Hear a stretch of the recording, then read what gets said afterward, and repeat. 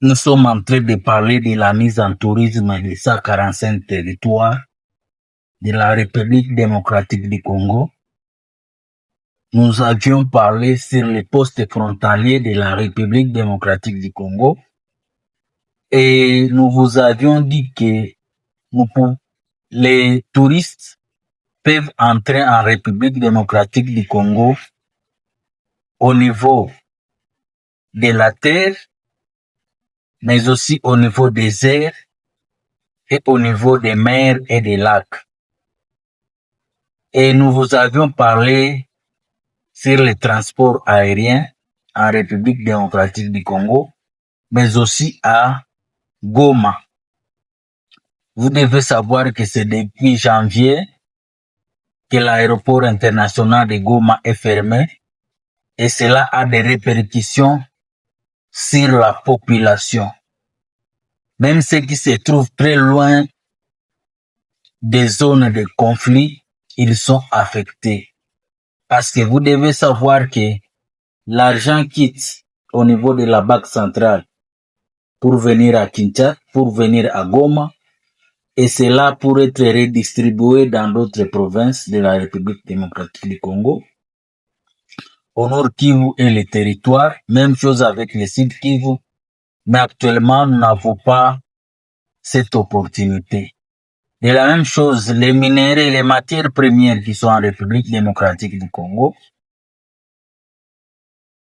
au niveau de Walikale, au niveau de Walungu, au niveau de Massissi, ont des difficultés à être exportés dans d'autres pays parce que les aéroports sont fermés.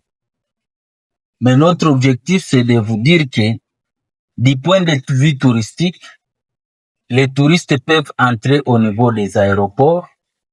Nous avons 5 aéroports internationaux, c'est 6. L'aéroport de Bujimai, l'aéroport de Kisangani, l'aéroport de Goma, l'aéroport de Lubumbashi, l'aéroport de Kinshasa, mais aussi de Guadeloupe. Et nous avons plus de 200 aérodromes. Malheureusement, l'entretien des aéroports et aérodromes ne sont pas au standard international.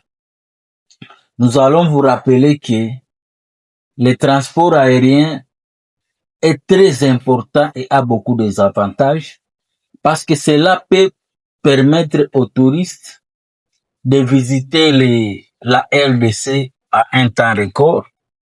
Le transport aérien permet aussi l'échange de marchandises, le commerce, mais aussi le transport aérien est fiable et sécurisé.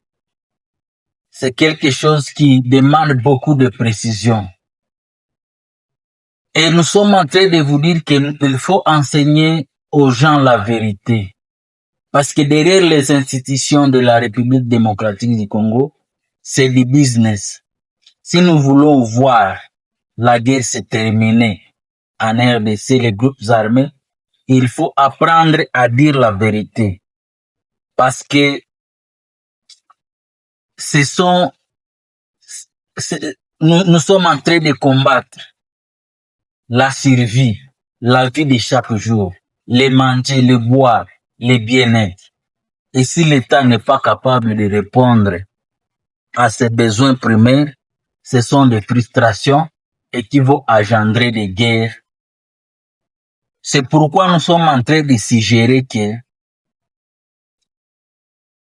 nous devons cesser avec la guerre et d'autres conflits parce que cela bloque les investisseurs nationaux et étrangers qui peuvent venir investir dans les domaines aériens.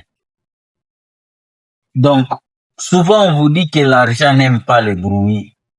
Donc, si nous continuons dans cette optique actuellement de la guerre, nous serons toujours dans la pauvreté malgré les potentiels énormes que nous avons. C'est vrai, pour avoir de l'argent, il faut dépenser. Malheureusement, les gens pensent que ce sont les taxes, ce sont les impôts qui doivent construire une nation. Mais vous devez savoir qu'à l'époque coloniale, les colons, avant de demander des taxes, des impôts, et ils montraient l'exemple. Vous devez vous rappeler, en RDC, il n'y avait pas de chemin de fer. Il fallait que le colonel Tiss puisse construire le chemin de fer entre Matadi et Kinshasa. De la même chose à Iziro. Le colonel Police, il a fait construire les trains qui devraient servir dans les Hauts-Ouélé. Après la construction, c'est par là qu'on a commencé à prélever les taxes. Donc, on ne devrait pas prélever les taxes dans le vide. Il faut mettre quelque chose pour penser recevoir quelque chose. C'est pourquoi nous sommes en train de vous dire que l'État doit aussi prendre conscience. C'est eux qui doivent montrer les modèles.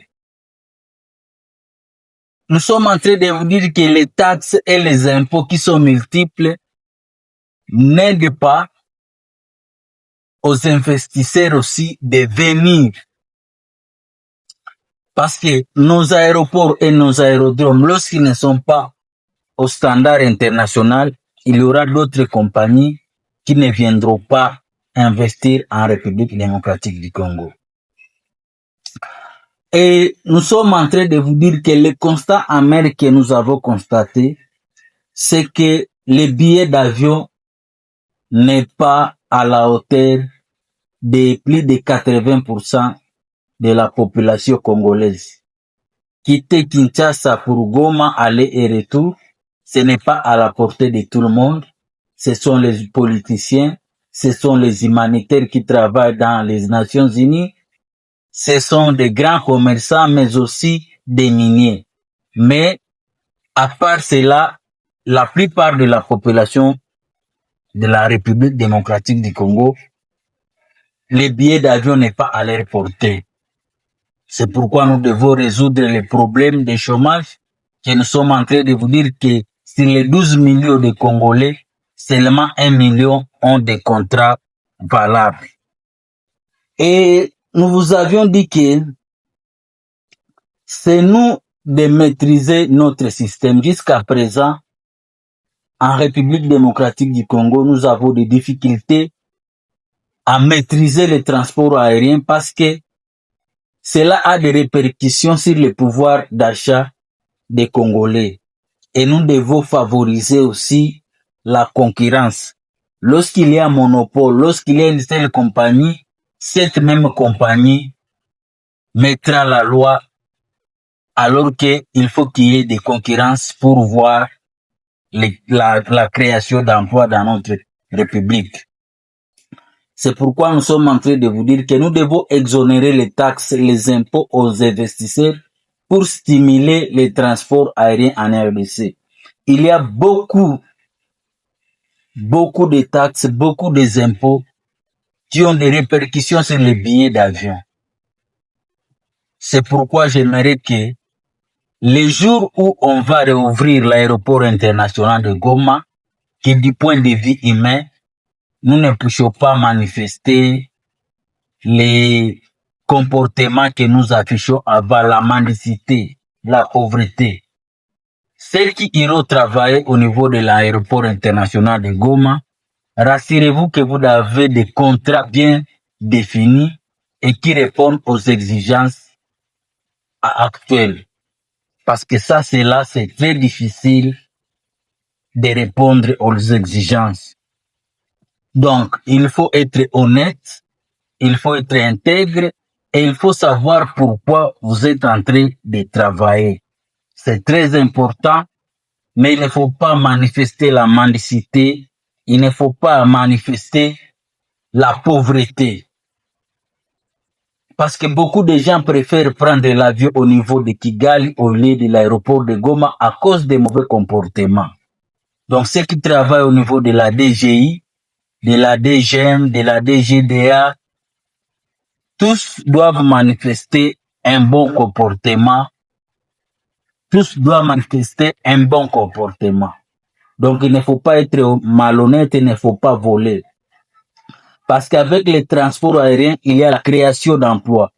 Beaucoup de gens vivent grâce au transport aérien en République démocratique du Congo. Et nous devons créer d'autres aéroports pour répondre aux besoins de la population.